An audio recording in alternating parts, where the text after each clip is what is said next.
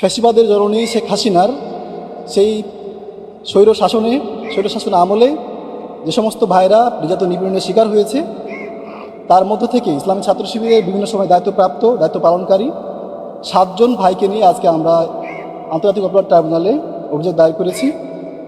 আপনারা নিশ্চয় অবগত আছেন এবং আপনারা নিশ্চয় সবথেকে বড় উত্তম সাক্ষী যে বিগত পতিত সরকার স্বৈরশাসক শেখ হাসিনার সময়ে ইসলামী ছাত্র শিবির সবথেকে বেশি নির্যাতন এবং নিগ্রহের শিকার হয়েছে।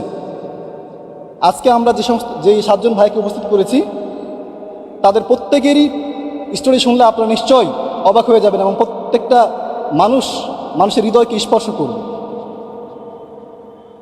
এ বিষয়ে বিস্তারিত ব্রিফ করবেন।